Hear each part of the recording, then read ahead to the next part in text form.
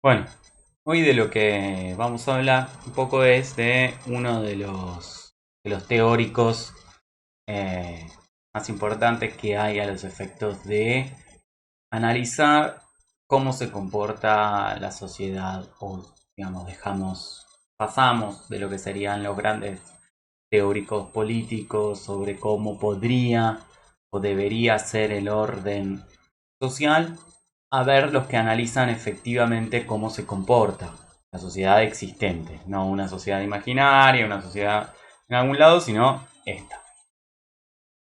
En ese sentido nos toca hablar de Antonio Gramsci, un italiano.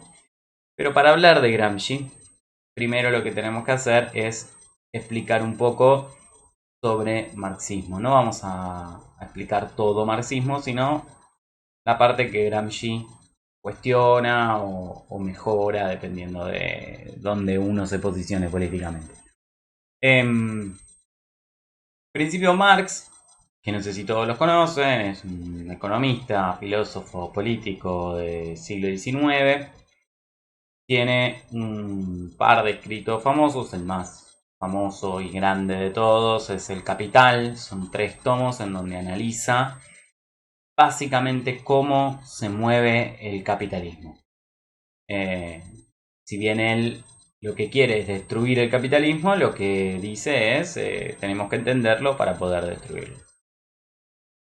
Él hace grosso modo una división de la sociedad entre burguesía y proletariado. La burguesía son los propietarios de los medios de producción, el proletariado son quienes aportan su fuerza de trabajo. Lo que él dice básicamente en pocas palabras es que la burguesía, propietarios de las empresas o de la tierra, en el contrato de mano de obra, en realidad le están robando la riqueza que genera el proletariado.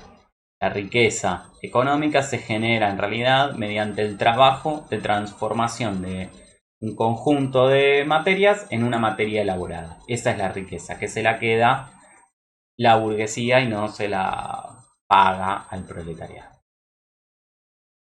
Lo importante de esto es que Marx sostiene eh, que a los efectos de modificar este orden de cosas, lo importante, lo verdaderamente importante es la economía, lo que él llama la estructura. Que arriba de esa estructura se posiciona una superestructura. ¿Qué es esta superestructura para Marx? Para Marx, la superestructura es todo el entramado jurídico, político e ideológico que sostiene al sistema. Eh, O sea, las maneras de pensar, de creer, de decir. Lo que dice Marx es, todo eso depende de la economía. Si nosotros modificamos la estructura, o sea, la manera de producir cosas, la superestructura, o sea, la ideología, las formas de pensar, las concepciones, la cultura que viene con esa economía, se va a caer por su propio peso. Gramsci, que escribe ya en los años 20 del siglo XX, él es socialista, él es comunista, se reconoce marxista y lo mete preso el fascismo. Tiene unos escritos que se llaman los cuadernos de la cárcel, que los escribe justamente preso. Gramsci parte de, de encontrar un error en Marx o de corregirle algo a Marx, que es esta idea de estructura superestructura. No corrige la idea de estructura superestructura, sino que lo que dice es, bueno, pero la superestructura no es tan accesoria como nosotros creemos o como Marx dice. Pensemos que entre Marx y Gramsci hay entre 60 y 100 años, la diferencia enorme entre un Marx que está viendo el principio del capitalismo y un Gramsci que ya está preso por el fascismo, en donde entiende que el peso de las ideologías políticas, de la concepción cultural, es un factor importante. Pensemos que Marx, entre otras cosas, de lo que hablaba era del interés del proletariado. Ese interés del proletariado se suponía que era único a nivel mundial. Por ende, Marx, una de las cosas que critica fuertemente es el nacionalismo. Lo que dice es las naciones son un invento del capitalismo para dividir el interés de los obreros. Cuando en algún momento los obreros se den cuenta, las naciones van a dejar de existir, porque en realidad un obrero de una nación X tiene mucho más que ver y tiene intereses compartidos con un obrero de otra nación, tiene muchos más intereses compartidos con ese obrero de otra nación que con el burgués de su propia nación. Digamos, en pocas palabras, un obrero argentino comparte más intereses y experiencias de vida y objetivos con un obrero brasilero que con un empresario argentino. Gramsci, al escribir en el 20, ya vio, por ejemplo, la guerra mundial, la primera guerra mundial. Y lo que ve Gramsci en ese sentido es que las cosas no se dieron así. En un contexto de guerra mundial, en donde la economía se viene a pique, en donde los obreros están armados, porque los soldados de las guerras son siempre de las clases más bajas, en este caso los obreros, lejos de agarrar esas armas y hacer una revolución mundial, los obreros no tuvieron ningún inconveniente en masacrarse entre ellos en la Primera Guerra Mundial y plantear un orgullo nacional en eso. ¿Sí? Desde ahí es desde donde Gramsci escribe, desde la experiencia concreta y objetiva de que lo que dijo Marx que iba a pasar, no pasó en el mejor momento posible para que pase, la Primera Guerra Mundial. Es una guerra, a diferencia de la Segunda, hasta mucho menos ideológica, digamos. Nosotros en la Segunda tenemos a un Hitler que asesina judíos, digamos, que se lo puede demonizar mucho más fácil. En cambio, la Primera Guerra Mundial, casi vista por donde se la mire, es una guerra entre imperialismos. Y como guerra entre imperialismos, quienes ganen van a favorecer a sus clases burguesas, a sus clases empresarias, a sus clases comerciantes. No es una guerra en donde los obreros, en donde los proletarios tienen nada para ganar. Y sin embargo, se vuelcan al campo de batalla en función de su propio sentimiento nacional. Para Gramsci esto no es un dato menor, sino que es un dato clave de por qué estudiar más la cuestión superestructural que Marx había descartado tan fácilmente. Entonces, en ese sentido, Gramsci lo que plantea es que para que un sistema social, político, económico, en cualquier tiempo y en cualquier lugar se sostenga, se requieren dos factores: el consenso y la coerción. Esto es absolutamente novedoso en Gramsci. ¿Por qué? Porque él dice, en realidad, porque los que vinieron previo a él habían hecho eje sobre todo en la coerción. Entonces lo que dicen los anteriores es, cuando hay un sistema opresivo o en donde un porcentaje amplio de la población pierde, en realidad eso se sostiene por la coerción. ¿Qué es la coerción? La fuerza física. La efectiva utilización de la fuerza física o la amenaza de su uso. Entonces lo que dice los pensadores previos a Gramsci es, si las leyes se cumplen, es porque se aplica una fuerza física si esas leyes no se cumplen. Entonces las leyes se cumplen porque cuando uno no las cumple hay una fuerza física que se ejerce, concretamente uno va preso, o las leyes se cumplen por el miedo a que esa fuerza física se ejerza sobre uno. O sea, uno no roba o no mata por el miedo a ir preso y no por otra cuestión.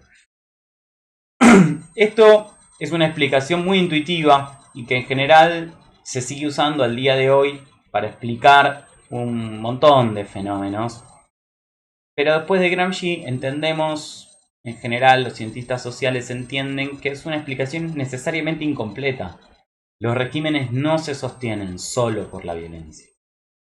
Queda lindo para salvar a una sociedad de lo que llevó adelante, pero en general tiende a ser falso.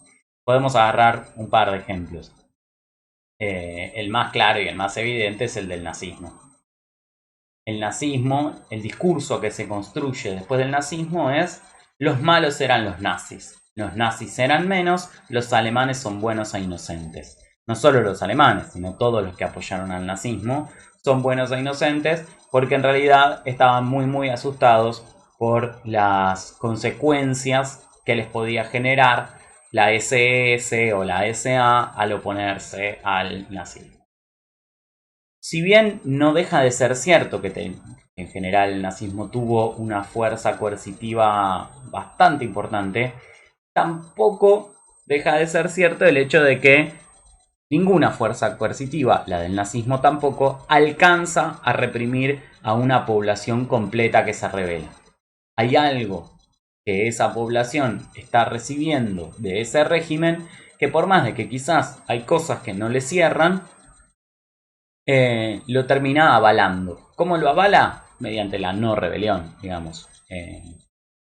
Lo mismo se puede decir, por ejemplo, de la dictadura militar argentina. Hay un discurso que plantea que la sociedad no es que sea responsable, no es que sea culpable, no es que haya querido la dictadura militar, sino que cuando la dictadura militar se impuso, llevó a cabo un nivel tan alto de represión que los habitantes de la República Argentina estaban atemorizados, tenían miedo sobre las repercusiones que podían sucederle a ellos y su familia si se llegaran a oponer a esa dictadura. La realidad es que la dictadura fue una masacre, ¿sí? Tuvo terrorismo de Estado, sí. Reprimió brutalmente y torturó a opositores políticos, sí. Pero así y todo, hablamos de 30.000 desaparecidos. Si nosotros pensamos en una Argentina de 30 millones de personas, como era en ese momento, 25 millones de argentinos, la canción del mundial, 30.000 no deja de ser un número muy bajo. Si la sociedad argentina en pleno hubiera estado en desacuerdo con la dictadura no hubiera tenido manera de reprimirlos a todos. Dicho y hecho, en el año 81, 82 y en el 83 cuando cae, la sociedad se le da vuelta a la dictadura militar. Ya los beneficios que obtiene de esa dictadura militar no son suficientes y la dictadura militar se cae. Terminando justamente cuando la sociedad se da vuelta, le retira el apoyo. Apoyo que hasta ese momento entonces lo que podemos decir es que tenía. Apoyo con el que contaba. Lo que Gramsci va a preguntarse entonces es ¿por qué? ¿Por qué se apoyan estos regímenes? A eso, a ese apoyo tácito, a esa no rebelión, Gramsci la llama consenso. En realidad se llama consenso. Gramsci utiliza ese término. Entonces el consenso no es otra cosa que la aceptación pasiva de una sociedad frente a un sistema político, económico, cultural, social, como se quiera. Entonces Gramsci va a diferenciar sobre consenso y coerción dos datos. Dice, cuando un régimen se impone solo mediante la coerción, se establece lo que se llama como dominación. Entonces la dominación es cuando un pueblo acepta un régimen por el miedo, por el terror, por la violencia que este régimen puede ejercer. Lo que dice Gramsci es esto no puede perdurar en el tiempo. Esto puede funcionar durante un tiempo corto, pero eventualmente si no se genera el consenso no hay perdurabilidad posible. Y lo que ve Gramsci es que el capitalismo, que es el sistema al que a él le interesa analizar, siguiendo a Marx, lejos de estar durando poco, dura un montón. Y de hecho, para el momento en donde escribe Gramsci, ha superado una guerra mundial, lo cual no deja de ser un desafío importante. Entonces lo que dice Gramsci es, cuando lo que se consigue es el consenso, se consigue a través de la hegemonía. Y este es el concepto clave que incluye Gramsci en el análisis social. La hegemonía para Gramsci es cuando un grupo de personas consigue imponerle a otro grupo de personas una determinada manera de pensar, patrones culturales y visiones del mundo que tienden a beneficiar a ese grupo de personas original. Digamos, en el capitalismo Gramsci lo que ve es que es cuando la burguesía impone su sentido común a todo el resto de la sociedad. ¿Qué significa esto? Por ejemplo, por ejemplo, un caso clarísimo que nosotros vemos hoy por hoy es la cuestión de la meritocracia. La meritocracia, ¿qué es? Se supone que es, o se habla como si fuera, en realidad la meritocracia como teoría no es nada, pero agarremos el concepto que se usa en la tele, que se usa en los diarios, que usan algunos economistas que quieren hacer política. Es básicamente la idea de que en la sociedad capitalista, en la sociedad actual, el mérito justifica la riqueza. Uno es rico o uno consigue dinero porque se ha esforzado, porque tiene talentos, porque ha estudiado, porque es más talentoso que otros y por eso tiene más dinero. El dinero pasa a ser así un reflejo de los talentos o del mérito que un individuo llevó adelante a lo largo de su vida. ¿Sí? Esto es una idea que si uno tiene dinero, es bárbara. Es bárbara porque entonces se reivindica a sí mismo, es una idea que a uno le sirve. En cambio, cuando uno consigue que esto lo piense gente que no tiene dinero, o sea, gente a quien no lo reivindica, al contrario, es decirle a alguien, si usted no tiene dinero es porque ha fracasado en la vida, porque es un fracaso, porque no se esforzó, porque no se educó, porque no trabajó lo suficiente o porque simplemente no tiene talento. En ese escenario, para esa persona, si esa persona acepta su propio lugar, su propia pobreza, basado en esa idea, eso se llama hegemonía. Porque en realidad él no pensó eso originalmente, sino que eso le llegó. Y el grupo que lo pensó originalmente consiguió imponérselo a él como una manera válida de pensar la sociedad. Entonces, no es raro, o no es llamativo, o no es ni siquiera hegemonía, cuando un grupo de clase alta, un grupo de empresarios o cosas por el estilo habla de meritocracia. No es hegemonía eso, porque ellos en principio son los triunfadores de este sistema que inventaron que se llama meritocracia.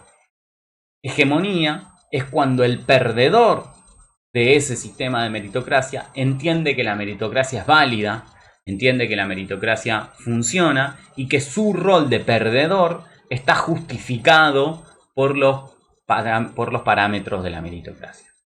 ¿Sí? Eso es hegemonía.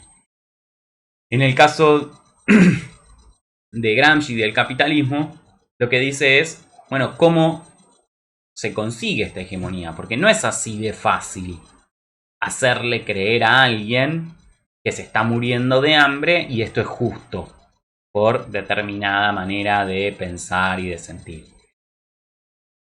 Lo que dice Gramsci es, esto se hace mediante instituciones civiles, no se hace a través de la fuerza, sino que se lleva a cabo a través de un lento y paulatino proceso a lo largo del tiempo que incluye a un montón de actores. ¿Cuáles son esos actores? La iglesia, la escuela, los medios de comunicación y la familia. Son las instituciones que dice Gramsci que funcionan para transmitir hegemonía, para transmitir el discurso hegemónico. En el capitalismo, que es lo que Gramsci analiza, ¿cuál es la parte central? Según el marxismo, de donde Gramsci parte, ¿cuál es la parte central del capitalismo para ellos? La propiedad privada.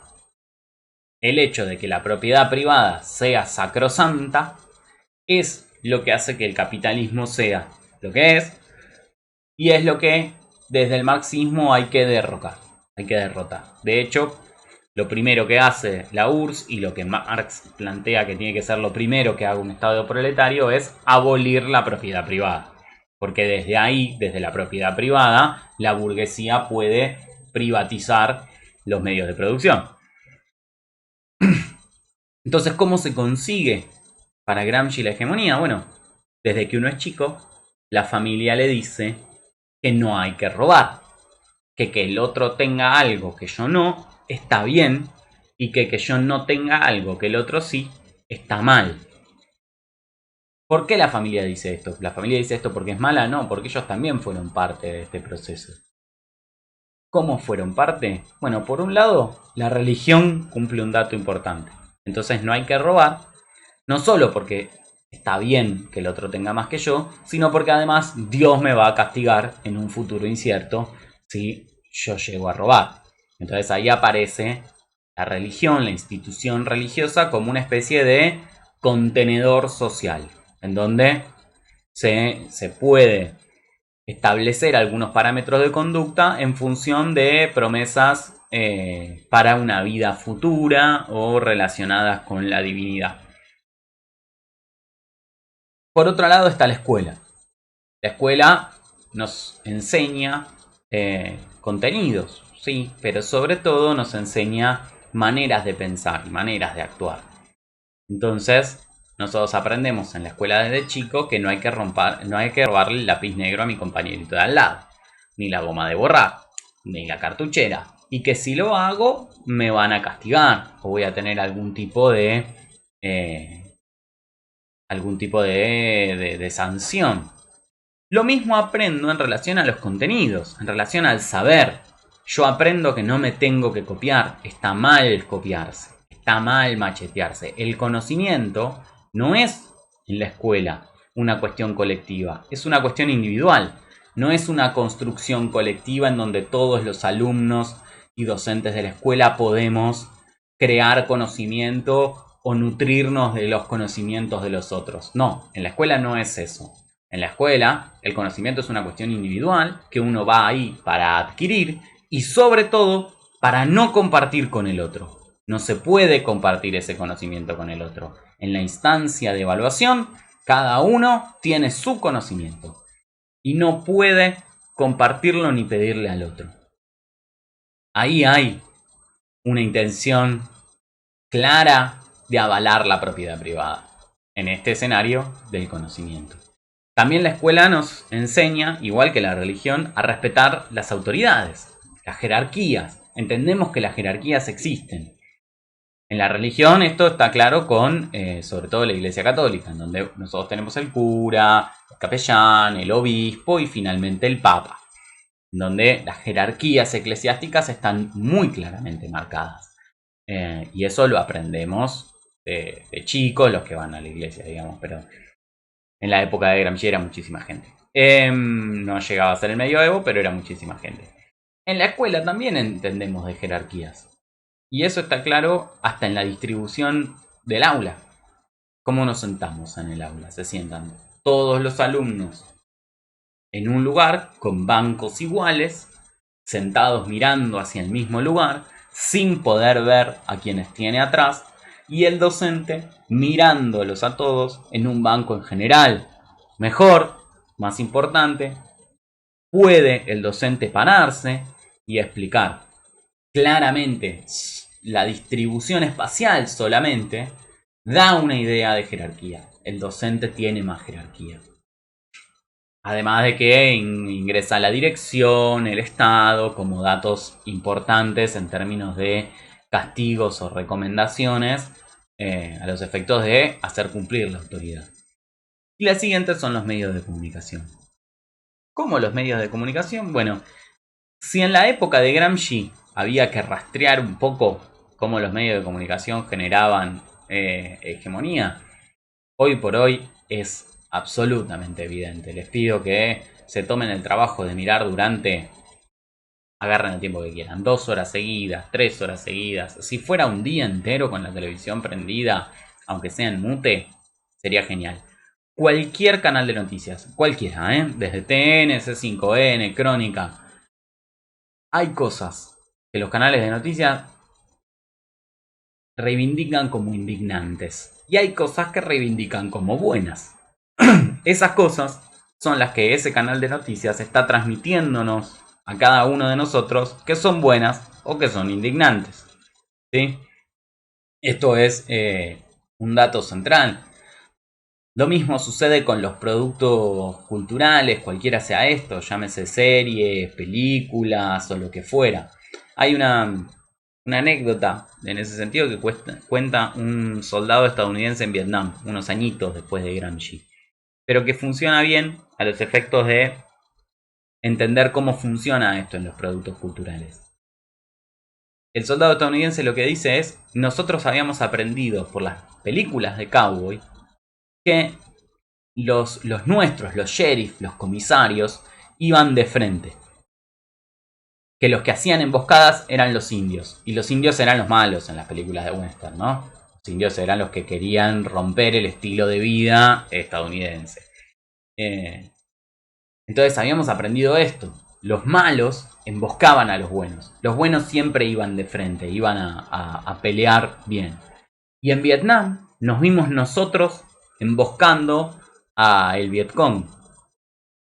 Y entonces surge la duda de quién es el bueno y quién es el malo. Más allá del rol de Estados Unidos en Vietnam o el futuro de este soldado estadounidense que probablemente no haya sido bueno, lo que importa de esa anécdota es cómo ese soldado, sin que nadie se lo haya dicho en la academia militar, ya sabía cuáles eran las acciones de los buenos y cuáles eran las acciones de los malos. Y lo sabía producto del cine, de las películas. Si ustedes agarran las películas que ven o las series que ven, los buenos y los malos hacen más o menos siempre lo mismo. Los malos mienten, los malos roban, los malos matan, de acuerdo a la película. Los buenos, en cambio, no hacen todas esas acciones. Y cuando las hacen, siempre es por una buena razón. Siempre es para ahorrar vidas, para sostener determinadas instituciones o, ¿por qué no?, como pasa en más de una película y serie, para sostener el derecho que tiene otro a su propiedad privada. Entonces, en ese escenario, son todas estas instituciones las que transmiten una manera de ver, una manera de sentir y una manera de concebir la cultura y la sociedad, lo que está bien y lo que está mal. Eso va generando con el tiempo que toda la sociedad tenga estos mismos valores, estos mismos ideales. Y de esa manera, dice Gramsci, se consigue la hegemonía.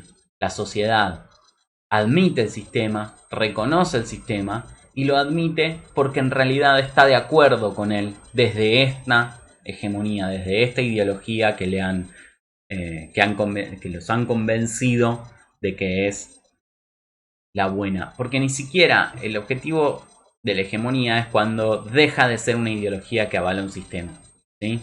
No es que nosotros pensamos, ni yo, ni ustedes, ni nadie piensa cuando decimos que robar está mal, no pensamos que es porque avalamos el sistema capitalista, porque nos parece bien la propiedad privada o porque reconocemos el derecho de la burguesía a los medios de producción. No, para nada. Nosotros decimos que robar está mal porque robar está mal, porque nos parece obvio, sin necesidad de por eso estar avalando todo un sistema. Lo que dice Gramsci es eso es hegemonía. Cuando uno cree algo sin siquiera saber por qué lo cree, ni para qué lo cree, ni a quién beneficia que crea eso. Cuando uno lo cree porque es lo que se cree. Lo que llamamos hoy en día el sentido común. Ese sentido común está creado según Gramsci y ese sentido común es la garantía de la hegemonía. Entonces, con la hegemonía, Gramsci plantea que un sistema social, político, cultural se sostiene en función, sí, de un porcentaje de dominación, de coerción, de utilización de la fuerza, pero sobre todo se puede sostener en el tiempo si adquiere la hegemonía, que es el consenso de la población, en donde no cuestione esa población las bases ideológicas o las bases jurídicas sobre las que se sostiene. No solo que no las cuestione, sino que le parezcan bien. ¿Qué dice Gramsci que hay que hacer en contra de esto? Porque Gramsci a todo esto, él es un militante comunista y un defensor de la praxis, que es el término técnico que se utiliza para definir a una práctica basada en una filosofía determinada. Lo que dice Gramsci es que contra esto se puede pelear. ¿Cómo se puede pelear? Creando una contrahegemonía. ¿Cómo funciona esa contrahegemonía? Es que los sectores dominados, los perdedores del sistema, los proletarios o un porcentaje de ese proletariado, vayan creando una manera de saber, de sentir y de pensar las cosas que sea distinta a la hegemónica. Y que entonces tengan una ideología propia que contraponer a esa ideología general. Y con el correr del tiempo buscar que esta ideología propia se amplíe lo más posible en el espacio hasta idealmente convertirse en hegemónica. ¿Cómo se llama esa ideología y la expansión de esa ideología distinta a la general? Se llama contrahegemonía. Hay varios ejemplos de cómo esto funciona o tiene atisbos en la Argentina, ¿sí? Por ejemplo, en términos económicos, nosotros somos parte, obviamente, somos un país capitalista, somos parte del occidente capitalista y por ende también estamos imbuidos de la idea de que no hay que robar, de la propiedad privada como sacrosanta e incluso en muchos casos imbuidos de la idea de que el dinero representa el esfuerzo, esta idea meritocrática de que quien tiene dinero es porque se ha esforzado para ello. Y sin embargo, uno puede ir al kiosquero de la esquina, al diario de la vuelta, o sea, en este marco no, porque hay pandemia y no podemos salir, pero pueden decírselo a sus padres o quien sea, y todo el mundo conoce la frase de que la plata nadie la hace trabajando. ¿Sí? Que en este país es una frase muy fuerte, muy categórica, que lo que está diciendo en realidad es que quienes tienen la plata la han robado, la han adquirido por canales deshonestos y no hombreando bolsas en el puerto como se supone que hay que obtenerla en una meritocracia. En ese escenario tenemos varias más saliendo incluso de la cuestión económica. Por ejemplo, aparece desde el colectivo feminista, se plantea, bueno, el lenguaje es exclusivo, el lenguaje es parte de una hegemonía binaria, heteronormada, patriarcal y machista que nos quiere invisibilizar a las mujeres o a los otros géneros. Entonces, que el colectivo sea masculino, que para decir todos, digamos todos, y para decir nos refiramos en masculino a todos, implica una invisibilización del sector femenino y del sector no binario. Esa es una denuncia, pero no deja de ser una denuncia a la ideología hegemónica. Punto. Cuando aparece el lenguaje inclusivo, la idea de usar la E, ahí aparece una contrahegemonía. Hay todo un sistema, en este caso lingüístico, que está armado y en disposición de reemplazar o con la intención de reemplazar al existente. Eso es una contrahegemonía. Hay otro sistemita ideológico, cultural, en este caso lingüístico, que tiene intenciones y capacidad de reemplazar al existente, lo cual no quiere decir que lo logre. Que lo logre o no dependerá de una discusión social, de una lucha política, de otro montón de motivos. Pero el hecho de que eso exista habla de una contrahegemonía. Esto es lo que plantea Gramsci, que es necesario llevar adelante un discurso contrahegemónico para poder pelear contra la hegemonía dominante. Gramsci, obviamente, la parte de cómo pelear contra la hegemonía dominante le importa mucho porque para él el objetivo central de estar pensando esto es pensar en realidad cómo se tira abajo el capitalismo. Más allá de lo que Gramsci crea y cómo él lo pensó, la realidad es que el concepto de hegemonía, el concepto de consenso como clave para el sostenimiento de un sistema o de un régimen, es hoy en día una de las piezas fundamentales de la ciencia social. No porque todos los cientistas sociales sean comunistas o marxistas, no para nada. Es más, muchos de los que lo usan en contra de lo que Gramsci plantea. Pero no se puede dejar de reconocer lo cierto de que los regímenes y los sistemas se sostienen solo si existe el consenso, si no duran muy poco, ni tampoco se puede dejar de reconocer la utilidad que este concepto tiene sobre el estudio de las sociedades y de la historia. Esta fue la presentación que podemos hacer en torno a Antonio Gramsci. Espero haber sido claro. De todas maneras, agrego en la publicación un video que cuenta un poco más la vida de Gramsci y su relación con el comunismo, que no es lo que nos interesa demasiado a los efectos de lo contenido de la materia, pero quizás no está de más conocer a un personaje como Gramsci que estamos estudiando.